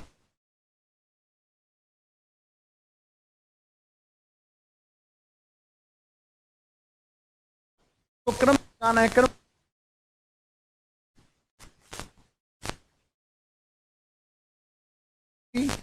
तो बहुत बहुत धन्यवाद प्रियंका जी, बहुत बहुत धन्यवाद आपका। तो में संशोधन उसकी स्थिति में हो सकता है, संविधान में संशोधन उसकी स्थिति में हो सकता है कि संशोधन विधेयक दोनों सदनों में विशेष बहुमत से पास कर दिया जाए। इसका सही उत्तर बच्चे हैं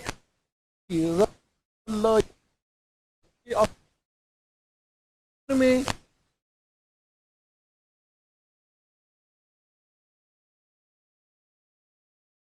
संशोधन विधेयक दोनों सदनों में विशेष बहुमत से पास कर दिया जाए। प्रश्न बच्चे हैं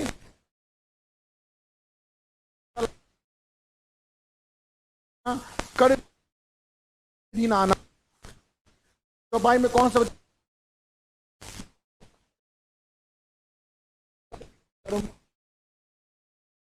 अन्वय सभी प्यारे बच्चों तो देंगे सही कर्म करे यही नहीं। सभी बच्चों का डी का बहुत बहुत स्वागत है प्लेटफॉर्म पर। प्यारे बच्चों ने अपने ग्रुप में वीडियो को शेयर कर दिया। आपको है कि आपकी परीक्षा तो वीडियो को बच्चे लाइक जो कर दिया करें। भाषा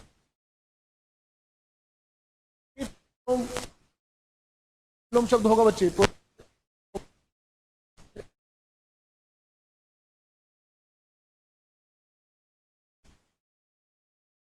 क्या है?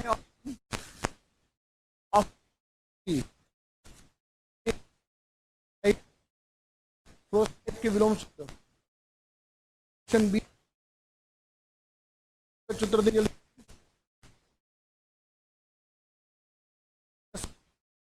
सभी जी का। प्रियंका जी की उत्तर है प्रियंका यादव जी का। सर आपने हिंदी का कोर्स लिया है, बहुत बहुत धन्यवाद मीनू जी, बहुत धन्यवाद बच्चे आपका। मीनू जी ने हिंदी का कोर्स लिया है। उनका जी का आने के बच्चे।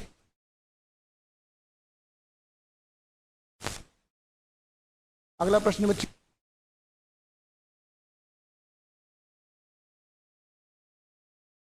वो गम में और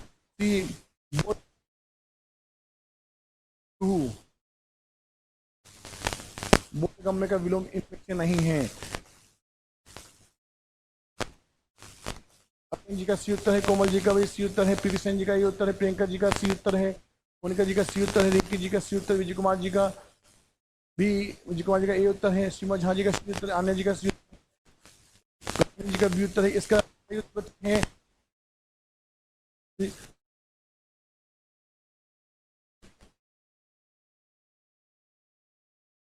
तो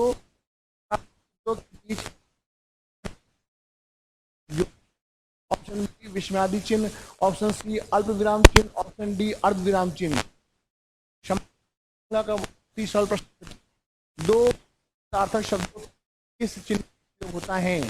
युक्त चिन्ह, विस्मयादि चिन्ह, अल्प विराम चिन्ह। सभी प्यारे बच्चे उत्तर देंगे।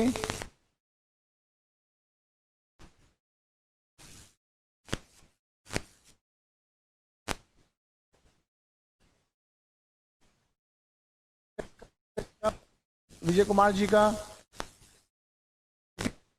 जी का, मीशु जी का, रानी जी का, प्रियंका जी का उत्तर है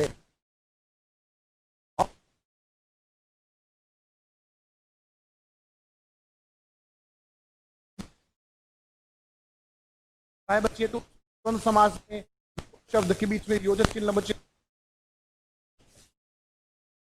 मूक माया काव्य के रचयिता कौन है? महत्वपूर्ण प्रश्न है आपका प्रश्न।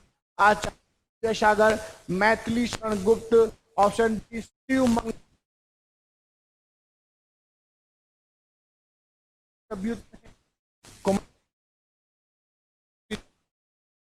प्रियंका यादव बहुत है। आशा करता हूँ आप सबका परिवार स्वस्थ होंगे। उत्तर है सुमन वर्मा, प्रीति सेन जी का डी उत्तर है, आन्या जी का डी उत्तर, झा जी का बी उत्तर है, आन्या जी का डी उत्तर है, बी उत्तर है। बच्चे मुंह कब हैं?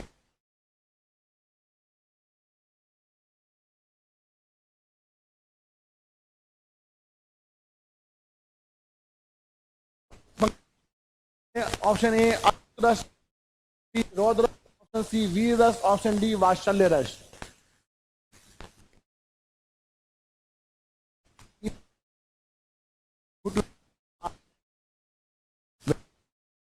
मोनिका जी का डी उत्तर आया है, कुमार का डी उत्तर है, सेन जी का, वर्मा जी का डी उत्तर है, विजय कुमार जी का भी डी उत्तर है।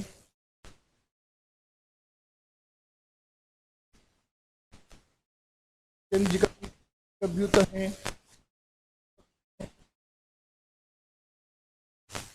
बच्चे इसका सही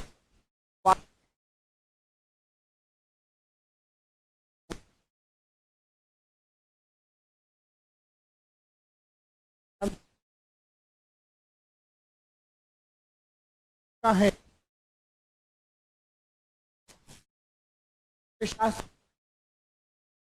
ऑप्शन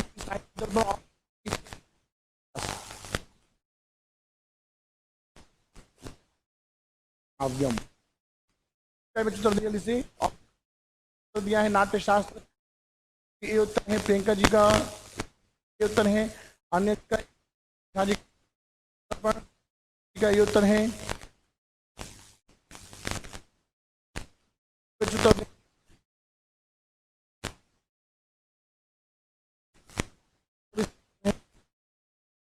इसका साहित्य,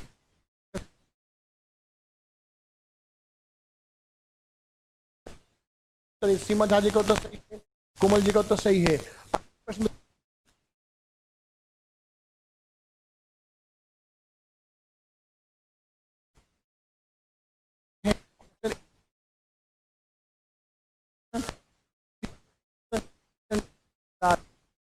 बच्चों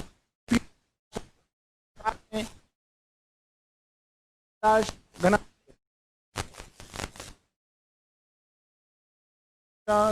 है, अत्यंत का भी प्रियंका जी का सी उत्तर है, आनंद जी का सी उत्तर है, प्रियंका सिंह जी का सी उत्तर है, नीतीश उत्तर है घनानंद।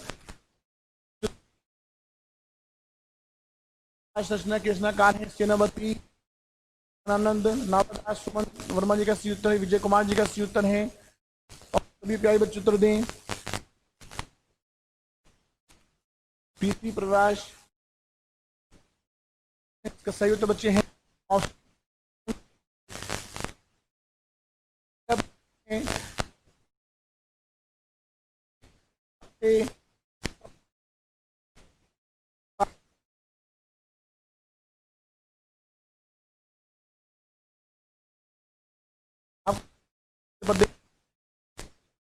से भारत का समाचार पत्र का प्रकाशन किया गया। Option A 1853, option B 1873, option C 1828 बताया है।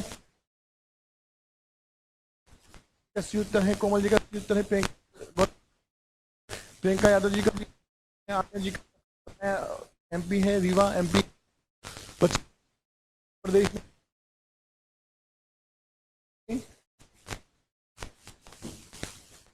जी का बच्चे उत्तर देंगे।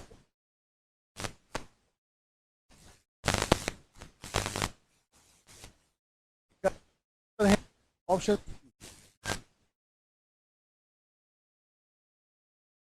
राज नाटक है, राखी की लाज लेखक कौन है? वृंदावन लाल वर्मा, श्याम नारायण शुक्ल। आज नाटक के लेखक कौन है?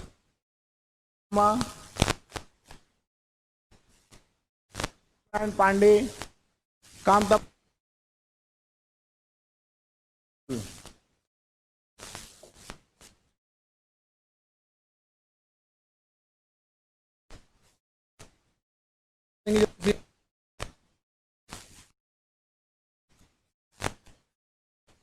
Very good. सभी का ये है वृंदावन लाल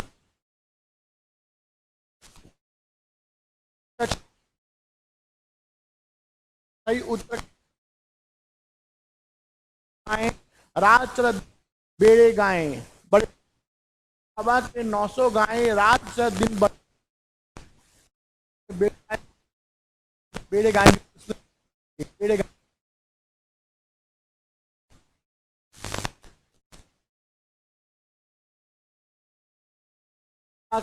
900 गाएं, रात आकाश तारा ना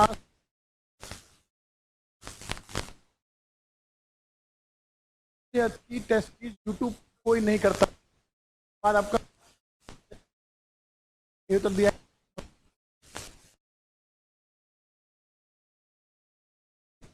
है।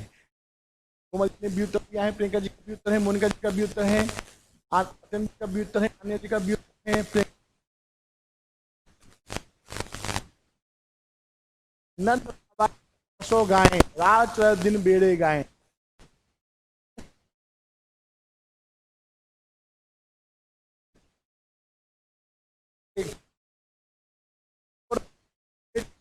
गोरा बेटा बाप से भी गोरा। ऑप्शन ए नारियल, option B कैथा, option C bell, option इस उत्तर दिया ए कटोरे ऊपर कटोरा। कटोरे के ऊपर कटोरा यानी कि कहने का तात्पर्य है बेटा बाप से भी गोरा। मतलब बेटा सभी समझ में आप लोग?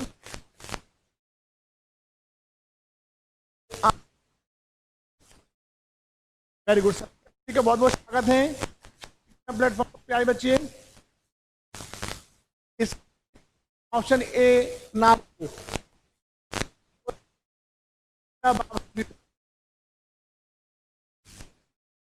आते रहिए और अभ्यास करते रहिए प्यारे बच्चों। मुझसे करना प्लेटफॉर्म जुड़े हुए हैं। जीवन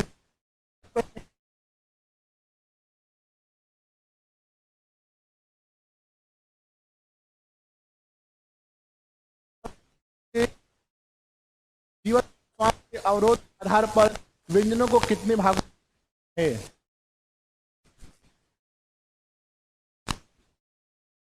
नाम कोमल जी का डी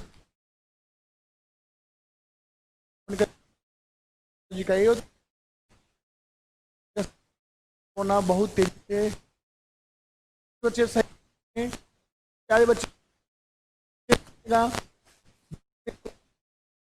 निश्चित रूप से बहुत तेजी से फैल रहा है बच्चे। आप स्वस्थ रहे करना है। आप लोग बाहर जाएं तो मास्क लोग बाहर न जाएं, सबसे दूरी बना के रखें, सोशल डिस्टेंसिंग का पालन करें। सभी बच्चे ध्यान रखेंगे। उत्तम नगर बंद कर दिया गया है बच्चे। उत्तम नगर सिंह जी बंद कल ही क्लास की हुई है, ऐसा तो मुझे अभी सुन नहीं, तो अभी बात नहीं बच्चे। बहुत महत्वपूर्ण बात है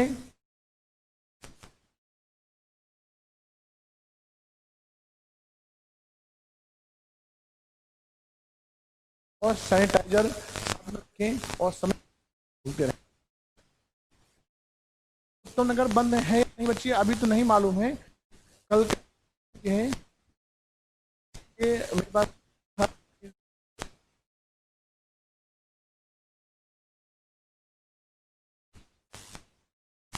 चलिए इसका उपयोग ध्यान रखिए आप।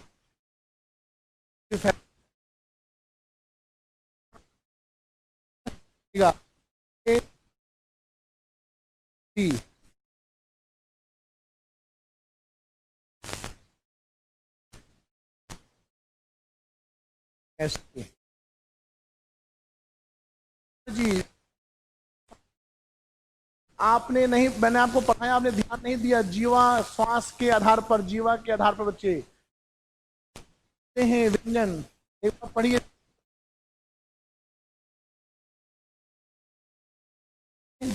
सभी प्राइवेट बी आ रहा है। प्रियंका सिंह जी का उत्तर, मोनिका जी का उत्तर बी है, आन्या जी का उत्तर बी है, संदीप यादव जी का बी उत्तर है, प्रीति शैन जी का बी उत्तर है, आर्यवर्त बच्ची आर्यवर्त रिंकी जी का बी उत्तर है।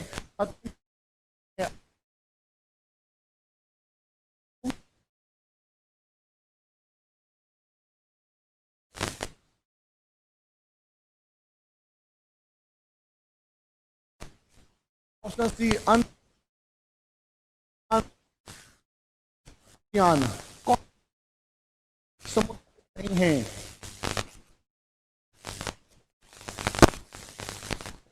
Question very good.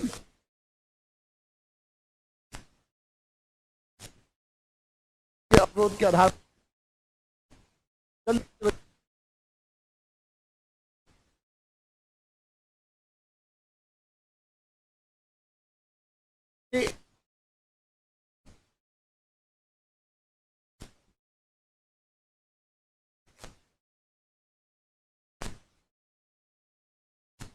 सीमा जी का भी सी उत्तर है, रिंकी जी का, आर्यन जी का, झा जी का, मुनि जी का, विजय कुमार जी का, रिंकी जी का बहुत बहुत धन्यवाद बच्चे। आने जी इसका कौन सा नहीं बच्चे, वो चाहिए। अगले बच्चे हैं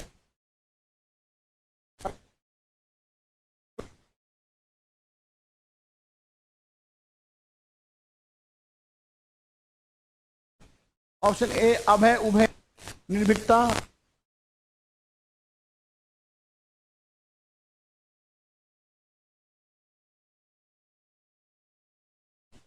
आने वाला लाना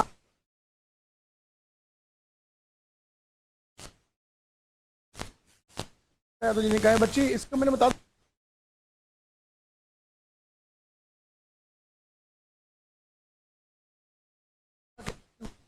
मैंने आपको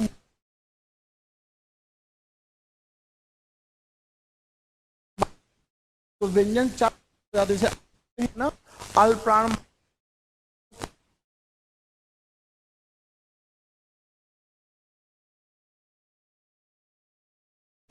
सभी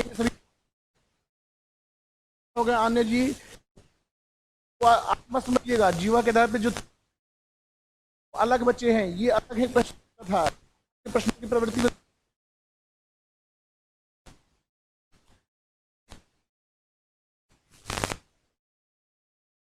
क्या कहीं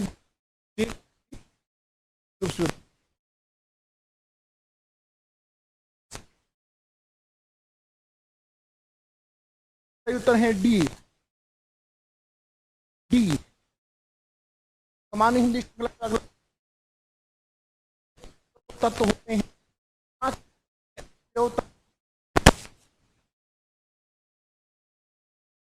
नंबर क्वेश्चन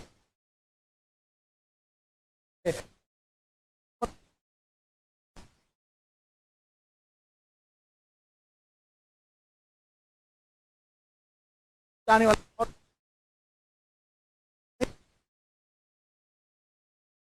थोड़ी होता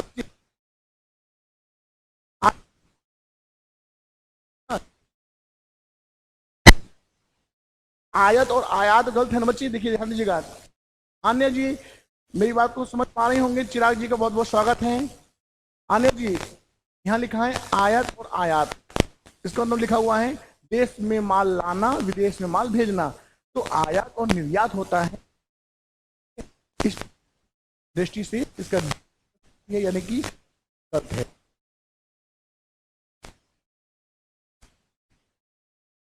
बच्चे आयत का मतलब क्या होता है? आने जी आयत का मतलब क्या होता है?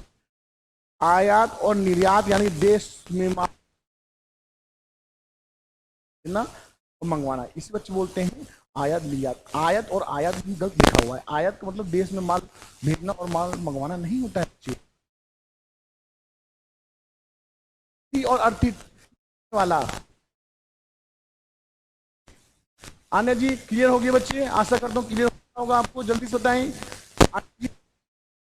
पूछा और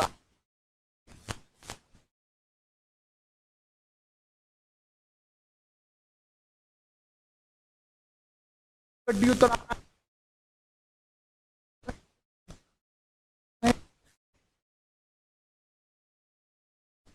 प्रियंका सिंह उत्तर है, मोनिका जी का डी उत्तर है, आन्या जी का अच्छा उत्तर है। वेरी गुड जी ने कहा ओके, बहुत बहुत धन्यवाद बच्चे। प्रीति सैन जी का उत्तर है, शिवन झा की उत्तर है। आनंद जी बहुत बहुत धन्यवाद। कुमार जी का सी उत्तर, अत्यंत जी का डी उत्तर है। तो जी जब आप वाक्य तो वाक्य में है सभी बच्चों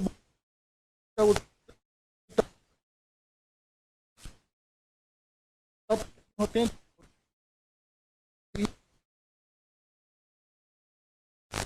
साथ भेद हैं। आप कहेंगे उद्देश्य दो पूछा गया, रचना के दायरे तीन।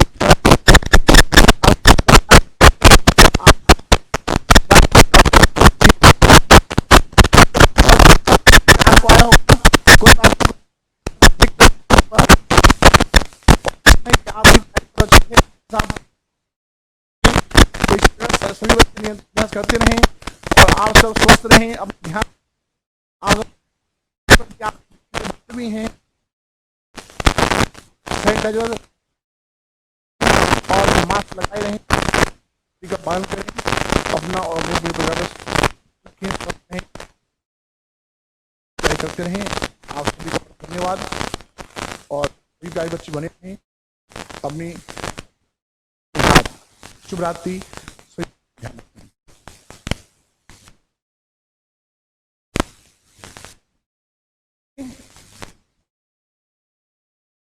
वहां पर बात होती है। धन्यवाद सभी प्यारे बच्चों को, स्वस्थ रहें, उस आपको